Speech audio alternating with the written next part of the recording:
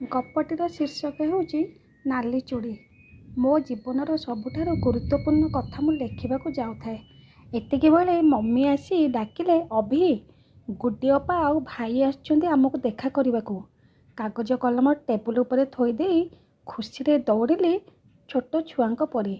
କୁଣ୍ଢାଇ ପକାଇଲି ଅପାକୁ। ଭିଣୋଇ ଭାଇ କହିଲେ, କ'ଣ ମୋତେ ଭୁଲିଗଲୁ କିରେ ଅଭି? ଭାଇଙ୍କୁ ପ୍ରଣାମ କଲି। ମମି, ଅପା ଓ ଭାଇଙ୍କ ଚର୍ଚ୍ଚାରେ ଲାଗିଗଲେ। ପରସ୍ପର ସହ କଥା ହେବା ପରେ ଅପା କହିଲେ, ଅଭି, ଏତେ ବର୍ଷ ପରେ ଆସିଛୁ, ଏଇ ରବିବାର ଘରକୁ ଚାଲେ। ଖୁସିରେ ମୁଁ ହଁ ମାରିଲି। ଅପା ନ ଡାକିଥିଲେ ବି ମୁଁ ତାଙ୍କ ଘରକୁ ଯାଇଥାନ୍ତି ନିଶ୍ଚିନ୍ତ। ଅପାକୁ କିଛି ପଚାରିବୁ ହୋଇ ପଚାରି ପାରିଲିନି। କାଗଜ କଲମରେ ଲେଖିବାକୁ ଯାଉଥିବା କଥାଟି ନ ଲେଖି ଭାବିଲି, ଏଇଥର ଯେମିତି ହଉ ତାକୁ କହିଦେବି। ତା ପାଇଁ କିଣିଥିବା ନାଲି ଚୁଡ଼ିକୁ ଡ୍ରରୁ କାଢ଼ି ଦେଖି ପୁଣି ଡ୍ରରେ ରଖିଦେଲି। ଏଇଥର ଗୁଡି ଅପା ଘରକୁ ଗଲେ ତାକୁ ଦେଇଦେବି ନିଶ୍ଚିନ୍ତ। ଗୁଡି ଅପା ମୋ ମାମୁଁ ଝିଅ ଭଉଣୀ। ମୋ ଠାରୁ ବୟସରେ ଢେର ବଡ଼। ଆଉ ତାଙ୍କ ଘର ପାଖରେ ରହିଛି ମୋ ସ୍ୱପ୍ନର ନାୟିକା। ନାୟିକାର ନାଁ ଗୋଲାପ। ନାଁ ଯେମିତି, ରୂପ ବି ସେମିତି। ଗୋଲାପ ଫୁଲ ପରି ସୁନ୍ଦର। ଗୋରା ତକ୍ ତକ୍ ଯେ ଗାଲରେ ଟିପ ମାରିଦେଲେ ଲାଲ ପଡ଼ିଯିବ। ଗୁଡି ଅପା ବାହାଘରକୁ ମମି ମୁଁ ଯାଇଥିଲୁ ମାମୁଁ ଘର। ବାବା ନୂଆ ଜଏନ୍ କରିଥିଲେ ସିଙ୍ଗାପୁରରେ ଏକ ମଲ୍ଟିନ୍ୟାସନାଲ କମ୍ପାନୀରେ। ତେଣୁ ଛୁଟି ନେଇକରି ଆସିପାରିଲେ ନାହିଁ। ମୋର ମାଟ୍ରିକ ପରୀକ୍ଷା ସରିଯାଇଥାଏ। ତେଣୁ ଆମେ ଖରାଦିନ ଛୁଟିରେ ମାମୁଁ ଘର ଯାଇ ଗୁଡି ଅପା ବାହାଘର ଆଟେଣ୍ଡ କରି ପଳେଇବୁ ସିଙ୍ଗାପୁର। ଆଉ କେବେ ଫେରିବୁ ଜଣା ନଥିଲା। ଅପା ବାହାଘର ପରେ ମୁଁ ଓ ମମି ମାମୁଁଙ୍କ ସହ ପ୍ରଥମ କରି ଯାଇଥିଲୁ ତା ଶାଶୁଘର। ଆଉ ସେଇଠି ଦେଖା ହେଇଥିଲା ପ୍ରଥମଥର ମୋର ଗୋଲାପ ସହ। ଗୋଲାପ ମୋ ଅପାର ଖଞ୍ଜାର ନଣନ୍ଦ ହେବ। ନବମରେ ପଢ଼େ। ଭାରି ଟକ୍ ଟକ୍ ଗପ। ସୁଦ୍ ଗପୁଡ଼ିଟା। ମମି ସହ ପ୍ରଥମ ଦେଖାରେ କ'ଣ ସବୁ ଗପିଗଲା ଯେ ମମି ସହ ଗପିବା ବେଳେ ମୋତେ କଣେଇ କଣେଇ ଚାହୁଁଥାଏ। ବହୁତ ସମୟ ମୋ ନୀରବତା ଦେଖି ମୋ ଅପାକୁ ପଚାରିଲା, ଭାଉଜ, ତମ ଭାଇ କ'ଣ ମାଇଚାଟା କି? ପୁଣି ମମି ମୁହଁକୁ ଚାହିଁ ଜିଭ କାମୁଡ଼ି ଦେଲା ସେ। ୟା ପରେ ପୁଣି କେବେ ଦେଖାହେବ ଭାବି ଅପା କହିଲା, ଅଭି, ତୁ ଏଇଠି ରହିଯା କିଛି ଦିନ। କାହିଁକି ନା ରଜ ପର୍ବ ପରେ ମମି ଓ ମୁଁ ବାବାଙ୍କ ପାଖକୁ ସିଙ୍ଗାପୁର ପଳାଇବୁ। ଆଉ ମୁଁ ସିଆଡ଼େ ରହି ପାଠ ପଢ଼ିବି। ମମି ମାମୁଁଙ୍କ ସହ ପଳାଇଲେ ମୋତେ ଅପାଙ୍କ ଘରେ ଛାଡ଼ି। ମମି ଯିବା ପରେ ଗୋଲାପ ମୋ ହାତ ଧରି ଟାଣି ଟାଣି ନେଇଗଲା ତାଙ୍କ ଗାଁ ଦେଖାଇବାକୁ। ମୁଁ ପୁରା ଚୁପଚାପ ଛୋଟ ଛୁଆଙ୍କ ପରି ତା କଥା ଶୁଣି ଶୁଣି ଯାଉଥାଏ। ଆଉ ଖୁବ୍ କମ୍ ଗପୁଥାଏ। ମୋତେ ଗୋଲାପର କଥା ଭାରି ଭଲ ଲାଗୁଥିଲା। ଗୋଲାପ ମୋତେ ଦେଖାଇ ଚାଲୁଥିଲା ତାଙ୍କ ଗାଁର ଆମ୍ବ ତୋଟା, କାଜୁ ବଗିଚା, ବିଲ, ବାଡ଼ି, ନାଳ, ଗାଁ ମଝିରେ ଥିବା ମନ୍ଦିର, ଏମିତି କେତେ କ'ଣ। ମୋତେ ବି ତାଙ୍କ ଗାଁ ପରିବେଶ ଭାରି ଭଲ ଲାଗୁଥିଲା। ଭୁବନେଶ୍ୱରରେ ଏତେ ସୁନ୍ଦର ସବୁଜିମା କେଉଁଠି ମିଳିବ? ଭଲ ଲାଗୁଥିଲା ଗୋଲାପର ଗୋଲାପୀ ରଙ୍ଗର ଓଠ, ତାର ଆଖି, ଆଉ ବେଶୀ ଭଲ ଲାଗୁଥିଲା ତା ଗାଁ ଭିତରେ ଥିବା ସବୁଜିମା ପରିବେଶ ଏବଂ ଗୋଲାପର ଡେଇଁ ଡେଇଁ ଚାଲିବା। ସଞ୍ଜ ନଇଁ ଆସୁଥାଏ। ତେଣୁ ଗୋଲାପ ମୋତେ କହିଲା, ଅଭି ଭାଇ, କାଲି ଆସିବା। ଏବେ ଚାଲ ଘରକୁ, ସଞ୍ଜ ବୁଡ଼ି ଆସିଲାଣି। ଗୋଲାପ ବିଷୟରେ ମୁଁ କିଛି ବି ଜାଣିନଥିଲି। କିନ୍ତୁ ସେଇଦିନ ରାତିରେ ଅପାର ଶାଶୁ ତା ବିଷୟରେ କହିଥିଲେ ଯେ ମା ଛେଉଣ୍ଡ ପିଲାଟା। 4ଟା ଛୁଆ ମଲା ପରେ ଜନ୍ମ ହେଇଛି ଗୋଲାପ। 2 ବର୍ଷର ହୋଇଥାଏ ତା ମାଆକୁ ସାପ କାମୁଡ଼ି ଦେଲା ଯେ ସେ ସେଇଠାରେ ହିଁ ମରିଗଲା। ଆଉ ବାପା ତାର ଏତେ ସୁନ୍ଦର ଟିକି ଝିଅଟାକୁ ସାବତ ମା ଆସିଲେ କାଳେ ହଇରାଣ କରିବ ବୋଲି ଆଉ ବାହା ହେଲେ ନାହିଁ। କଲିକତାର ଏକ ଘରୋଇ ସଂସ୍ଥାରେ କାମ କରୁଥିଲେ ତା ବାପା। କିନ୍ତୁ ଗୋଲାପର ଦେଖାଶୁଣା କରିବ କିଏ? ଘରେ ବୁଢ଼ୀ ମାଆଟା କେବଳ। ସେଥିପାଇଁ ଚାକିରି ଛାଡ଼ି ଚାଲି ଆସିଲେ। ଆଉ ଏଇଠି ଗୋଲାପ ଦାୟିତ୍ୱରେ ରହି କାମ ଦାମ କଲେ ନାହିଁ। ଧୀରେ ଧୀରେ ସଞ୍ଚିଥିବା ପଇସା ସବୁ ସରିଗଲା। ଜମି ବାଡ଼ି ଅଳ୍ପ କିଛି ଅଛି। ସେଥିରେ ଚାଷ କରି ଗୋଲାପ ଆଉ ସେ ବୁଢ଼ୀ ମାଆ ଚଳି ଯାଉଛନ୍ତି କଷ୍ଟେ ମଷ୍ଟେ। ଗୋଲାପ ହେତୁ ପାଇଲା ଦିନରୁ ତାର ବେଶୀ ସମୟ କଟେ ଆମ ଘରେ। ଭାରି ଭଲ ଝିଅଟିଏ। କଥା ସିନା ଡଗଡଗ, ହେଲେ ରୂପ ପରି ଗୁଣ ବି ଖୁବ୍ ସୁନ୍ଦର। ରାତିରେ ଖାଇ ପିଇ ସମସ୍ତେ ଶୋଇପଡ଼ିଲୁ। ତାପରେ ଦିନ ସକାଳେ ଗୋଲାପ ଆସି ହାଜର। କାଲିଠାରୁ ଆଜି ବହୁତ ସୁନ୍ଦର ଦିଶୁଥିଲା ସେ। ଆଜି ଭାରି ସଜବାଜ ହୋଇ ଆସିଥିଲା। ମୁଁ ଅନାଇଲି ଗୋଲାପକୁ। ମଝିରେ ସୂତାଣି କରି ଦିପଟେ ଦିଟା ବେଣୀ ପକାଇ ଦେଇଥିଲା। ବେଶୀ ଲମ୍ବା ଚୁଟି ନଥିଲା ତାର, ହେଲେ ଛୋଟ ଛୋଟ ବେଣୀରେ ନାଲି ରିବନ ବେଶ ମାନୁଥିଲା ତାକୁ। ଆଖିରେ ସରୁ କଜଳ, ମଥାରେ କଳାରେ ଗୋଟେ ଟିକି ଟୋପା, ଆଉ ହାତ ଗୋଟା floral print deep yellow frock ପିନ୍ଧି ସତରେ ବହି ପଢ଼ି ମନରେ ଆଙ୍କିଥିବା କାଳ୍ପନିକ ପରୀଟିଏ ପରି ଲାଗୁଥିଲା ସେ। ଯଦି ମୁଁ କବିଟିଏ ହୋଇଥାନ୍ତି ନା, ତେବେ ତା ସୁନ୍ଦର ରୂପର କବିତାଟିଏ ଲେଖି ଦେଇଥାନ୍ତି ନିଶ୍ଚୟ। ଆଉ ଯଦି ଚିତ୍ରଶିଳ୍ପୀଟିଏ ହୋଇଥାନ୍ତି ତ ସଂସାର ସବୁଠୁ ସୁନ୍ଦର ଚିତ୍ରଟି ଆଙ୍କି ଦେଇଥାନ୍ତି ମୋ ତୁଳିରେ। ଗୋରା ତକ୍ ତକ୍ ହାତ ଦୁଇଟି ତାର ଖାଲି ଥିଲା।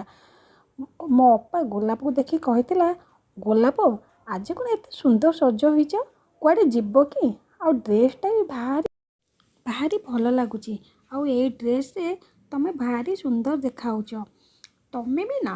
ଲାଜକୁଳି ଲତାଟେ ପରି ଝାଉଁଳି ଯାଇଥିଲା ଗୋଲାପ। ଅଳ୍ପ ହସି ଦେଇ କହିଲା, ଭାଉଜ ଏଇ ଡ୍ରେସ୍ଟା ଭାଇ ଦେଇଥିଲେ ମୋତେ ଏଇ ରାକ୍ଷୀରେ। ଭାଇ ମାନେ ମୋ ଭିଣେଇ। ଗୋଲାପ ଆଉ କିଛି ନ କହି ମୋତେ ଅନାଇଲା ଏବଂ ପୁଣି ଅପାକୁ କହିଲା, ଭାଉଜ ଅଭିଭାଇ କାଲି ଗାଁକୁ ଭଲକିରି ବୁଲି ପାରିନଥିଲେ, ଆଜି ନେଇଯିବି ବୁଲିବା ପାଇଁ।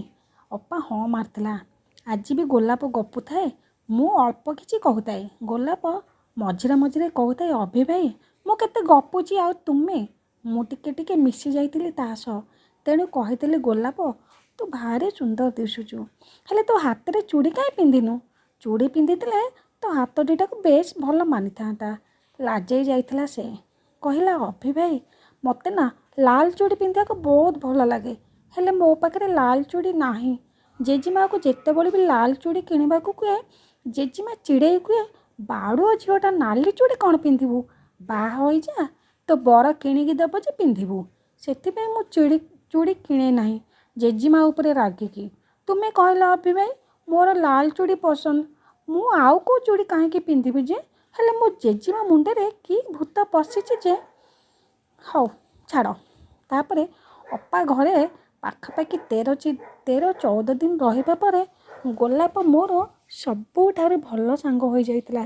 ସବୁଦିନ ଆସି ମୋ ସହିତ ଗପେ। ମୋତେ ଦିନେ ଦିନେ ସେ ଗାଧୋଇ ଯାଉଥିବା ଗାଡ଼ିଆ ପାଖକୁ ନେଇଯାଏ, ଆଉ ଗାଡ଼ିଆ ଉପରେ ବସେଇ ଦେଇ ତା ପିନ୍ଧା ଡ୍ରେସ୍ଟିକୁ ଅଣ୍ଟି କରି ଗାଡ଼ିଆରେ ପଡ଼ିଥିବା ପଥର ତଳୁ ଏତେ ସୁନ୍ଦର ଭାବରେ ମାଛ ଧରି ଆଣେ, ମୋତେ ଦେଖିଲେ ବି ବହୁତ ଖୁସି ଲାଗେ। କେବେ କେବେ ସେ ମୋତେ ଶିଖେଇ ଦେବାକୁ ଡାକେ, ଅଭିଭାଇ ଆସ ମାଛ ଧରା ଶିଖିବ, ହେଲେ ମୁଁ ଯାଏ ନାହିଁ। ଦିନେ ଗୋଲାପ ପଚାରିଲା, ଅଭିଭାଇ ତୁମେ ସହରରେ ରହୁଛ, ତୁମର ତ ଝିଅ ପିଲା ସାଙ୍ଗ ବହୁତ ଥିବେ? ହଁ ଅଛନ୍ତି, ମୁଁ କହିଥିଲି। କେଜାଣି କାହିଁକି ତା ମୁହଁଟା ଶୁଖିଗଲା, ଯେଉଁଟା ସେଦିନ ମୁଁ ବୁଝିପାରିନଥିଲି। ମୁଁ ଭୁବନେଶ୍ୱରର ଦାମୀ ଇଂରାଜୀ ମିଡ଼ିୟମ ସ୍କୁଲରେ ପାଠ ପଢ଼ୁଥିଲି। ଅନେକ ସୁନ୍ଦର ଝିଅ ଥିଲେ ମୋର, ସାଙ୍ଗ ଥିଲେ ମୋର, ହେଲେ କାହିଁକି କେଜାଣି ଗୋଲାପର ସରଳତା ଆଉ ତା ସହ କଥା ହେବାକୁ ମୋତେ ବହୁତ ଭଲ ଲାଗୁଥିଲା। ସେଦିନ ଦିନରେ ତା ସହିତ ମୁଁ ଯାଇଥାଏ ଗାଁ ଭିତରେ ଥିବା କାଜୁ ବଗିଚାକୁ। ହଠାତ୍ କେଉଁଠି ଥିଲା କଳାହାଣ୍ଡିଆ ମେଘଟା ଓଜାଡ଼ି ପକାଇଲା। ଆମେ ଦୁହେଁ ଦୌଡ଼ୁଥିଲୁ କେଉଁଠି ଟିକେ ଆଶ୍ରୟ ନେବାକୁ। ଜୋରରେ ଘଡ଼ଘଡ଼ି ମାରିଲା। ଡରିଯାଇ ପଛକୁ ବୁଲି ମୋତେ ମାଡ଼ି ବସି ଆଖି ବୁଜିଦେଲା ସେ। ତାର ଗରମ ନିଶ୍ୱାସ ପ୍ରଶ୍ୱାସ ମୋ ଦେହରେ ବାଜୁଥାଏ। ପ୍ରଥମ ଥର ପାଇଁ ତାକୁ ଅନୁଭବ କଲି ଏତେ ପାଖରୁ। ସମ୍ପୂର୍ଣ୍ଣ ଭାବେ ଓଦା ହୋଇଯାଇଥିଲା ଆମ ଦୁଇଟି ଶରୀର ଏବଂ ଆମ ଦେହରେ ବଢ଼ିଯାଇଥିଲା ଉଷ୍ଣତା। ତା ଶରୀରର ଉଷ୍ଣତା ମୁଁ ଅନୁଭବ କରୁଥିଲି, ଆଉ ଅନୁଭବ କରୁଥିଲି ସତରେ ଗୋଲାପର ମୋ ପ୍ରତି ଥିବା କିଛି ଦୁର୍ବଳତାକୁ।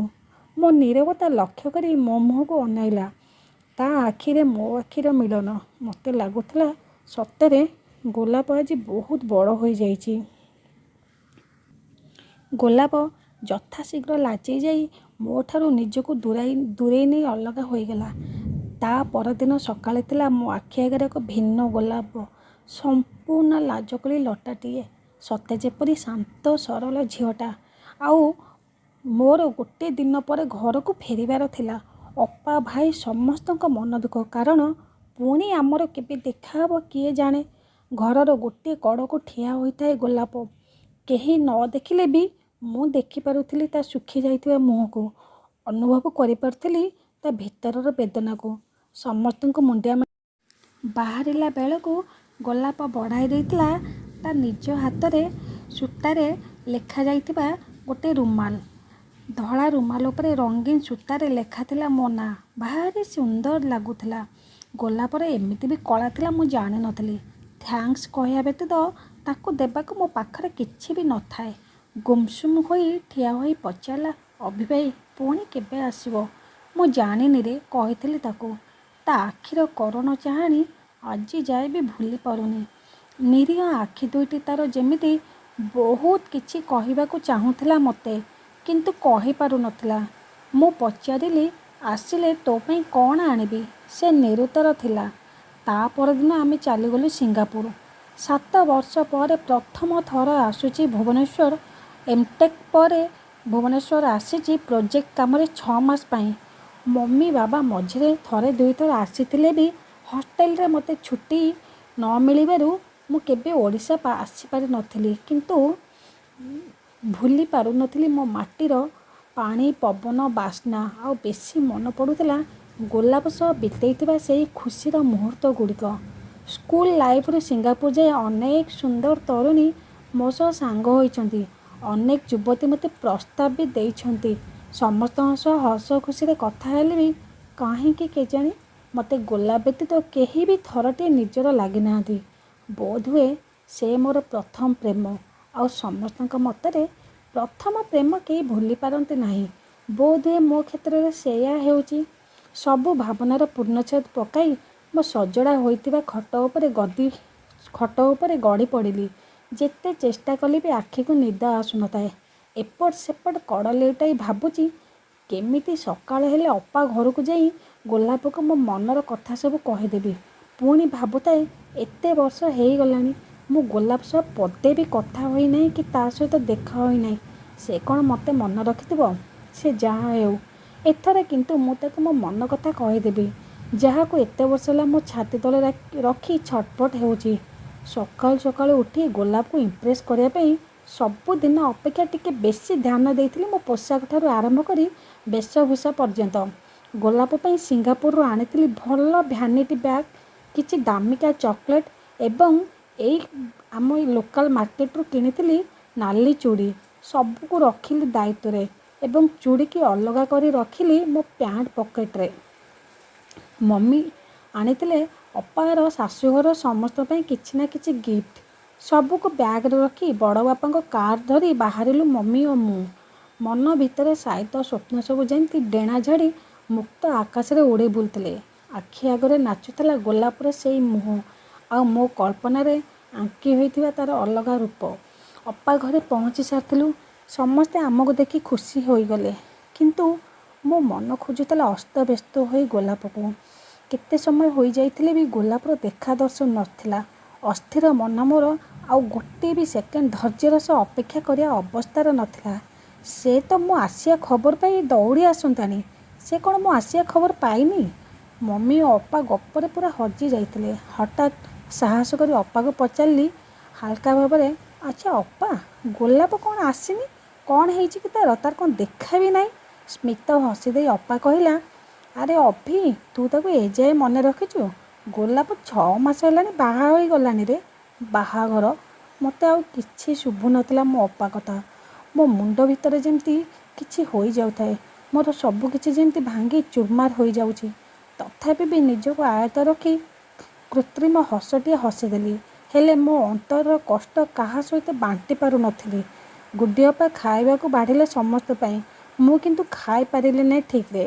ସମସ୍ତଙ୍କ ମନରେ କାଳେ କଷ୍ଟ ହେବ ବୋଲି ଅଳ୍ପ ଟିକେ ମମି ଥାଳିରୁ ଖାଇଦେଇ ଅପା ବେଡରୁମ୍ରେ ଗଡ଼ି ଭାବୁଛି ଗୋଲାପ ମୋ ସହ ଏମିତି କାହିଁକି କଲା? ଥରଟିଏ ବି ମୋ ଫେରିବା ବାଟ ଯାଏ ଅପେକ୍ଷା କରିପାରିଲା ନାହିଁ। ସେ କ'ଣ ମୋତେ ଭଲ ପାଉନଥିଲା? ପୁଣି ମନକୁ ମନ କହୁଥାଏ ଏଇଟା ସତ ଯେ ମୁଁ ତାକୁ କେବେ ବି ମୋ ମନ କଥା କହିନଥିଲି, କିନ୍ତୁ ସେ କ'ଣ ବୁଝିପାରିଲା ନାହିଁ? ଏତିକି ବେଳେ ଭାଇ ଆସି ଡାକିଲେ, ଅଭି ଚାଲ ମୋ ସହ ଗୋଲାପ ଘର ଆଡ଼େ ବୁଲି ଆସିବୁ। ତତେ ଦେଖିଲେ ନା ସେ ବହୁତ ଖୁସି ହେଇଯିବ। ଗୋଲାପ ଘର? ନିଜକୁ ଅସହଜ ମନେ କଲି। ଭାବିଲି ଭାଇ କ'ଣ କିଛି ଡାଉଟ୍ କଲେ କି? ଆଉ କିଛି ଭାବିବା ପୂର୍ବରୁ ଭାଇ କହିଲେ, ଆରେ ବାବୁ ଆସ, ଏଇ ଗାଁକୁ ଲାଗି ଆରପଟ ଗାଁରେ ତା ଶାଶୁଘର। ସେ ତୋତେ ସବୁବେଳେ ଖୋଜେ, ତୋତେ ଦେଖିଲେ କେତେ ଖୁସି ହେଇଯିବ। ମୋତେ ଖୋଜେ? ଏଇ କଥା ପଦକୁ ଶୁଣି ଚମକି ପଡ଼ିଲି। ବୋଧହୁଏ ମୋ ସବୁ ପ୍ରଶ୍ନର ଉତ୍ତର ଏଇ ପଦେ କଥାରେ ମୁଁ ପାଇଯାଇଥିଲି। ଗୋଲାପ ଶାଶୁଘର ସାମ୍ନାରେ ମୁଁ ଥିଲି। ଭିତରକୁ ଯିବାକୁ ମନ ଟାଣୁନଥାଏ। ଭାଇ ହାତ ଧରି ନେଇଗଲେ ଭିତରକୁ। ବେଶ୍ ଭଲ ଘରେ ବାହା ହୋଇଛି ସେ। ଗୋଲାପ ଭାଇଙ୍କ ଯିବା କଥା ଶୁଣି ଆସିଲା, କିନ୍ତୁ ହଠାତ୍ ମୋତେ ଦେଖି ଆଶ୍ଚର୍ଯ୍ୟ ହୋଇଗଲା। ମୁଁ ମୋ ମନର ନାୟିକାକୁ ଆଜି ଯାଏ ଯେଉଁ ରୂପରେ ସଜାଇ ଆସିଛି, ସେଇ ନାୟିକା ଆଜି ମୋ ସାମ୍ନାରେ ଥିଲା, କିନ୍ତୁ ମୋର ହୋଇ ନୁହଁ, ଆଉ କାହାର ହୋଇ।